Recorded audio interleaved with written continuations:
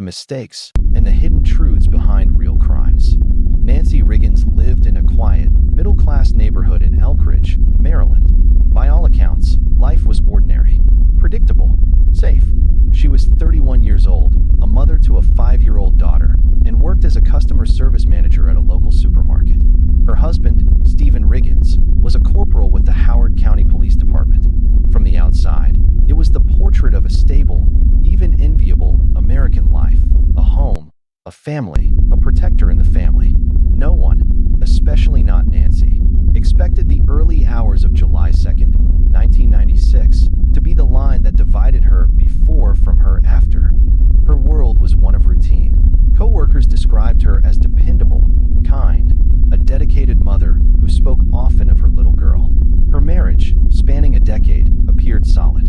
The facade was so complete that the thought of violence invading this specific home seemed incongruous. How could danger exist here, with a police officer in the house? This perception of inherent safety, experts would later note, is a common thread in cases involving perpetrators in positions of trust. It becomes the first layer of their disguise. On the night of July 1st, 1996, Stephen Riggins left for his overnight shift. Nancy put their daughter to bed. The house was quiet. Neighbors reported nothing unusual, no raised voices, no strange cars. It was a night indistinguishable from 100 others.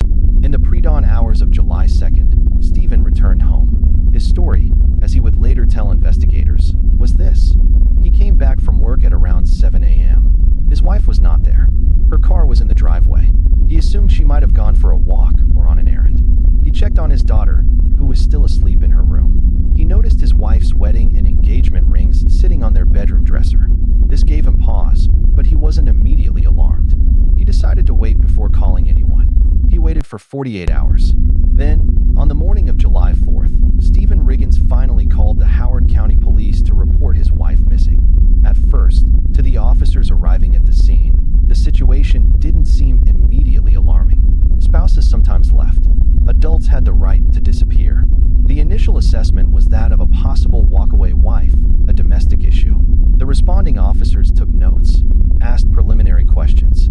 Stephen was calm, cooperative. He was one of their own, a fellow officer. He provided the basic facts: missing wife, rings left behind, young child present. The report was filed.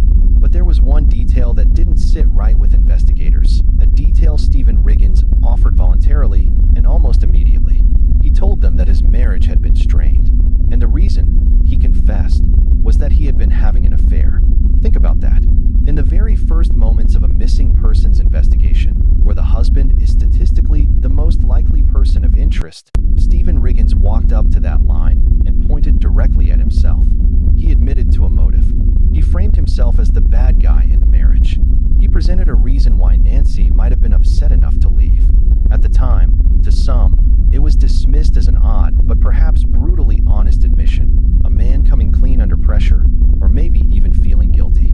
It was processed as a piece of the puzzle, a possible explanation for Nancy's disappearance. It created a narrative: troubled marriage, unfaithful husband, wife possibly leaves in distress.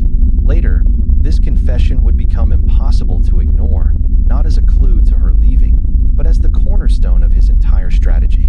To understand why this move was so critical, we need to examine the psychology at play. Criminal psychologists and experts in investigative analysis point to several key principles. First, in the immediate aftermath of a violent crime, especially one involving an intimate partner, the perpetrator is often in a state of hypervigilance. They are managing two simultaneous crises: the emotional fallout of their act and the practical need to avoid detection. The most common impulses are to deny, to flee, or to create a simplistic lie like, "I don't know where she is." Stephen Riggins did none of those things.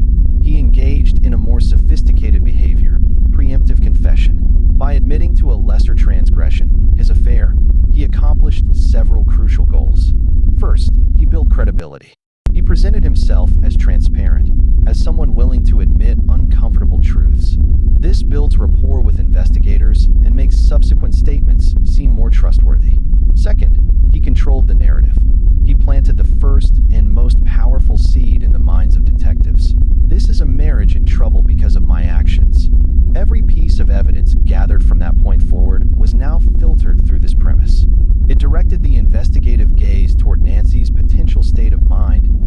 away from Stephen's actions. Third, he provided a plausible alternative. He gave investigators a ready-made, psychologically satisfying explanation that didn't involve him committing a murder. A wife leaving a cheating husband is a common story. A police officer murdering his wife is a rarer, more complex, and more disturbing one. The human brain, including an investigator's, often gravitates toward the simpler explanation first. This act of misdirection was brilliant in its simplicity. He wasn't hiding the affair, he was using it as a shield. Now, when investigators inevitably discovered his infidelity, which they would have, it wouldn't be a bombshell that incriminated him. Instead, it would simply confirm the story he had already told them. He effectively neutralized the most damning piece of circumstantial evidence against him by serving it up on a silver platter. But there was another layer to this deception. The person Stephen was having an affair with wasn't just some stranger. It was Lana, the 16-year-old girl who babysat his daughter. This fact was far more explosive and would have painted a much darker picture of Stephen's character had it come out on its own. By confessing to a generic affair, he softened the blow, controlling the release of that information. As the days turned into weeks, then months, the investigation stalled. The wife-left cheating husband narrative held firm. Friends and family organized search parties and held vigils, but the police had little to go on. There was no sign of foul play in the house. No body had been found. Stephen continued to play the part of the grieving, flawed husband. He even appeared on national television, making a public plea for Nancy's return, all while maintaining his story. He moved Lana, his teenage girlfriend, into the house he had shared with his wife just a few months after Nancy's disappearance. To the outside world, it looked callous and inappropriate, but legally, it wasn't a crime. It just made him look like a jerk, not a murderer. And that's exactly what he wanted. For 4 long years, Stephen's strategy worked. But eventually, the pieces started to come together. Detectives who were never fully satisfied with the initial explanation began to re-examine the case. They looked at cell phone records, a technology that was still relatively new in 1996. Stephen had claimed he was on patrol the night Nancy disappeared, but his cellular data told a different story. The pings from his phone showed he was not on his assigned patrol route. Instead, he was in a remote, wooded area in Hanover, Pennsylvania, miles away from where he was supposed to be. And he was there for several hours in the middle of the night. This was the first major crack in his alibi. Investigators also dug deeper into his relationship with Lana. They discovered that Stephen had been grooming her for months, manipulating a vulnerable teenager. The dynamic was not a simple affair, it was predatory. This changed the perception of Stephen's character entirely. He wasn't just an unfaithful husband, he was a police officer exploiting a minor. With this new context, his initial confession about the affair looked less like honesty and more like a carefully crafted lie of omission. He had admitted to a sin to hide a much darker crime. The final piece of the puzzle came from Lana herself. Pressured by investigators, and perhaps burdened by her conscience, she finally told them the truth. She revealed that Stephen had confessed to her. He had told her that he'd had a fight with Nancy, that he had killed her, put her body in the family van, driven to Pennsylvania, and buried her. The location he described matched the cell phone records perfectly. In September of 2000, Stephen Riggins was arrested and charged with the murder of his wife. During the trial, his defense team argued that with no body, there was no proof of murder. But the prosecution presented the mountain of circumstantial evidence: the cell phone records, the affair with the babysitter, Lana's testimony about his confession, and most importantly, the deceptive nature of his initial statements. The jury saw through the manipulation. They understood that his honest confession of an affair was actually the foundation of a 4-year-long lie. They convicted him of first-degree murder. In 2001, Stephen Riggins was sentenced to life in prison. He has never revealed the exact location where he buried Nancy's body. To this day, her family has not been able to give her a proper burial. The case of Stephen Riggins is a powerful lesson in criminal psychology and investigative strategy. It shows how a perpetrator can use a partial truth to build a fortress of lies. His preemptive confession was a calculated move designed to disarm suspicion and control the narrative from the very beginning. It highlights the danger of confirmation bias in an investigation. Once a plausible theory is presented, it's easy to make all subsequent evidence fit that theory. This case reminds us that sometimes the most convincing lies are the ones that are wrapped around a current are the ones who seem to be telling you everything. This wasn't panic. This was a calculated act of control. He wasn't hiding his guilt. He was redefining it. He showed them a man guilty of betrayal, hoping they would stop looking for a man guilty of murder. Research into deceptive behavior shows us that the most effective lies are always woven with threads of truth. Stephen's affair was the truth. The lie was everything he built around it. But the most disturbing part was still to come. While detectives were still processing Nancy as a missing person, while her family was beginning to panic, Stephen Riggins was executing the next phase of his plan. His actions in the days following her disappearance would reveal a chilling emotional disconnect, one that his initial confession was designed to obscure. Investigators, of course, did their jobs. Suspicion naturally coalesced around Stephen. On paper, it made perfect sense. He had the opportunity, he had admitted to a motive, and his 48-hour delay in reporting her missing was a massive red flag. Homicide detectives know that a delay like that is often used to clean a scene, establish an alibi, or dispose of crucial evidence. They began digging. They learned Stephen's affair wasn't just a casual fling. His mistress was an 18-year-old woman. This added a layer of scandal and a much stronger possible motive. Perhaps Nancy had threatened to expose the relationship, which would have jeopardized Stephen's career on the police force. But something didn't add up for a formal accusation. There was no body. There was no crime scene. There were no eyewitnesses. There was no forensic evidence like blood or signs of a struggle. Nancy had simply vanished. Without her remains, proving a homicide was nearly impossible. The case, though incredibly suspicious, began to slow. It was shifting from an active investigation to a cold case file. Stephen Riggins remained the prime suspect, but he was not charged. Meanwhile, Stephen's behavior was telling a very different story. Just 4 days after Nancy vanished, he asked his 18-year-old mistress to move into the family home with him and his daughter. He didn't just start a new chapter, he tried to erase the old one entirely. Then, he gave the young woman a gift, Nancy Riggins' own engagement ring.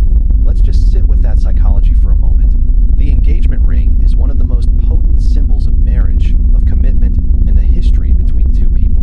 To give your missing wife's ring to your new girlfriend, just days after she disappears, is an act of profound symbolic violence.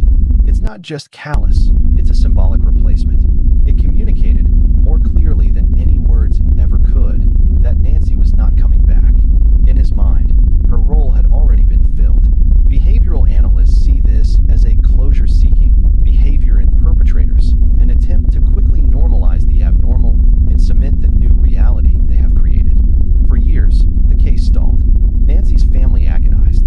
Stephen Riggins continued his life, eventually leaving the police department. The investigation was at a standstill, trapped in a prison of knowing but not proving. Experts note this is a common purgatory in no-body homicide cases. The cloud of suspicion is heavy, but the judicial system requires tangible proof. Everything changed in the year 2000. Stephen Riggins was not in his home. He was behind bars, serving a 5-year sentence in a Maryland prison. His conviction was for an entirely different crime, child abuse involving his own daughter. This fact alone deepened the profile of a man capable of profound betrayal of trust. Inside the prison walls, Stephen spoke to a fellow inmate. He believed he was confiding in a sympathetic ear, a common misstep for those who carry a secret they are somehow still proud of or need to share. This single conversation would reframe the entire case. The inmate, following procedure, reported the conversation to authorities. He told them that Stephen Riggins had confessed to killing his wife. The story Stephen told was specific. He said that on the night of July 1st, 1996, he had not gone to work. He had stayed home. An argument erupted after Nancy confronted him about his affair. The argument turned physical. Stephen told the inmate he strangled Nancy Riggins in their home. This was the break. A jailhouse informant's testimony can be problematic in court, but it gave investigators the legal leverage they desperately needed. Armed with this confession, they could now re-interview Stephen with new authority. They could pressure him. They could focus the investigation not on if he did it, but on how to prove what they now knew. The truth, when it finally emerged, was far more calculated than anyone had initially imagined. This wasn't an accident. It wasn't an impulsive act born of a heated argument. It was planned. During the renewed investigation, detectives interviewed Stephen's former police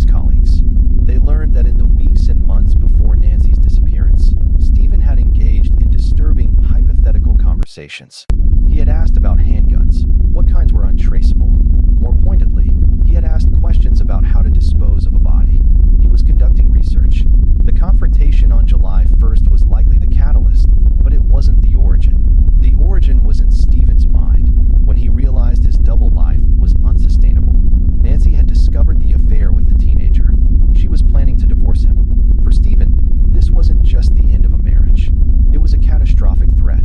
Exposure would mean the destruction of his family life, the almost certain ruin of his career as a police officer, potential legal repercussions, and complete public shame and financial collapse. Faced with this total loss of control, Stephen's mind didn't bend toward acceptance. It twisted toward elimination. He saw the problem not as his affair, but as the person who could expose it, his wife, Nancy. And so, a plan began to form. He prepared meticulously, and when the moment came, he executed it. The method, strangulation, was intimate, personal, and crucially, silent. It wouldn't alert the neighbors. Afterward, he drew upon his years of experience as a police officer. He cleaned the scene, erasing any trace of the struggle, and disposed of Nancy's body in a remote location, a place he was certain would remain hidden forever. In 2001, Stephen Riggins was convicted of the first-degree murder of Nancy Riggins and sentenced to life in prison. The jury was convinced by the evidence, the damning jailhouse confession to his cellmate, and the testimony about his pre-crime research on how to get away with murder. From a legal standpoint, the case was closed, but a haunting question remained, leaving a gaping wound for Nancy's family. Where was she? Without her body, there could be no funeral, no grave to visit, no physical place to mourn. The not knowing was a special kind of torture, and Stephen, even from behind bars, held all the cards. He offered nothing, maintaining his silence, his last shred of control. This standoff finally broke in 2007. Stephen Riggins was facing an upcoming parole hearing, a process where expressing remorse and providing closure to the victim's family can be significant factors. Suddenly, he had an incentive to talk. Through his lawyer, he proposed a deal. He would lead the authorities to Nancy's remains. In return, he wanted a promise that the prosecution wouldn't oppose his future parole requests. After consulting with Nancy's family, who were desperate to finally bring her home, the prosecution agreed to the difficult bargain. Following Stephen's directions, detectives made their way to a wooded area in Anne Arundel County. There, buried in a shallow, makeshift grave, they found the skeletal remains of Nancy Riggins. 11 years after she vanished, she was finally found. For over a decade, Stephen had kept this secret locked away, his final act of control over the woman he murdered and the family he destroyed. For Nancy's family, the discovery brought a painful, incomplete form of closure. They now had a place to visit, a place to lay her to rest, but the trauma was permanent. Her daughter, Amanda, had grown up without a mother, forced to live with the horrific knowledge that her own father was the killer. For the Howard County Police Department, the case served as a profound and humbling lesson. It exposed their institutional blind spots and highlighted the incredible power of psychological manipulation. The killer had been in the room with them from the very first day, not just hiding in plain sight, but actively directing their gaze elsewhere, using their own assumptions and procedures against them. The Stephen Riggins case forces us to reconsider the nature of confessions. Was his immediate admission of the affair a brilliant, calculated move to control the narrative and steer the investigation away from himself? Or was it a genuine, impulsive moment of guilt that just happened to mask a much darker crime? Was he a master manipulator, a criminal puppeteer pulling the strings of the investigation? Or did he just get incredibly lucky that the police followed the trail of breadcrumbs he so conveniently laid out for them? It raises a bigger question for all of us who follow true crime. Beyond this specific case, what single piece of behavior in a missing person-esque report do you think should always be treated as a major red flag, no matter how cooperative or distraught the reporting person appears to be? Let us know your thoughts in the comments below. If you are fascinated by the psychology behind real crimes and want to understand how investigations are won and lost, make sure you subscribe to Behind the Crime Files. We dig deep into the methods,